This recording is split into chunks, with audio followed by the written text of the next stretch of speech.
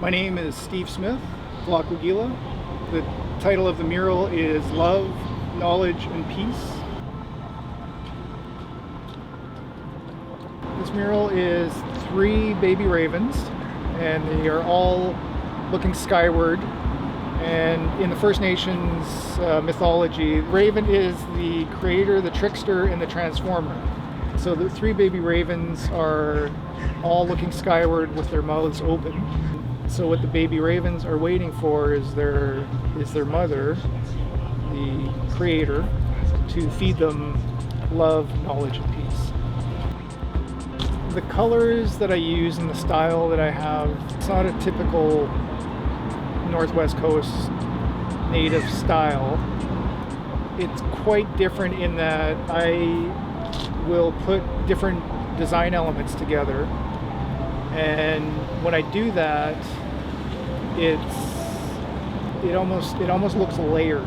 Like it might look like I just slapped on an ovoid over a certain area. An ovoid is a design element that is probably one of the most crucial and key elements in Northwest Coast Native art. So people who know First Nations art might look at the artwork and they kind of wonder what's going on. I've said before, I'm not trying to turn what the Northwest Coast Native art completely upside down, because that would be unrecognizable if I did that. So I always say if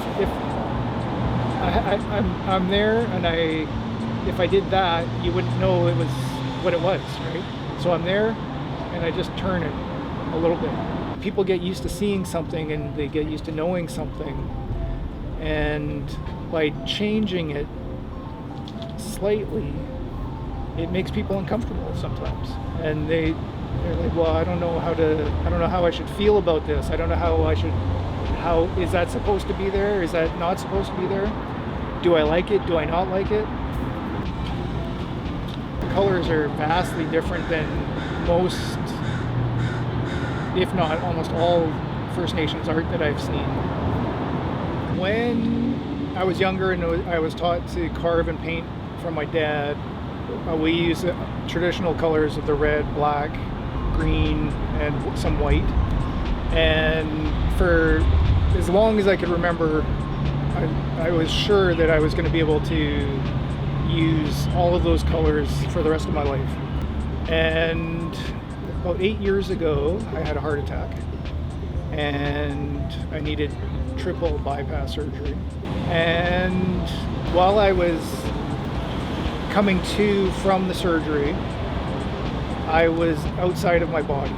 All these different things were revealed to me during that time, and what was revealed, one of the things was that my artwork was going to change drastically, and I didn't have any idea how that was going to look or what that even meant, or if it was even real. Like it was just all of this information or knowledge or something that was transmitted into me while I was in this kind of space of no space.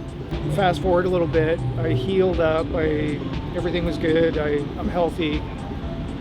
I found myself in the paint store just filling a basket full of colors of paint, and I had no idea why, which I kind of did, but still had no idea what I was going to do. And that was the start of the colorful artwork that I do now. So it's something that I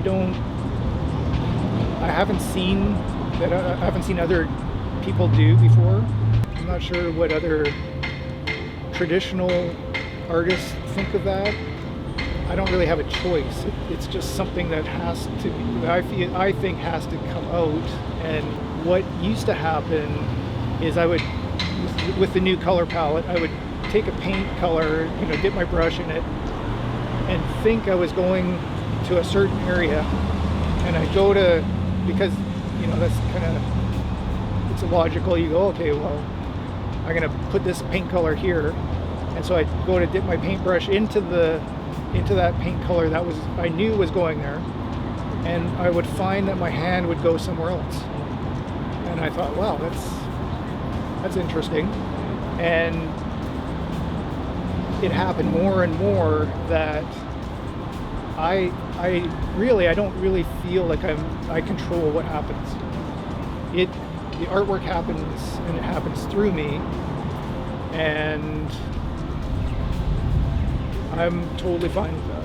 Like it kind of gives me a sense of freedom in that I can be involved in the process, but not be in charge of what's going on.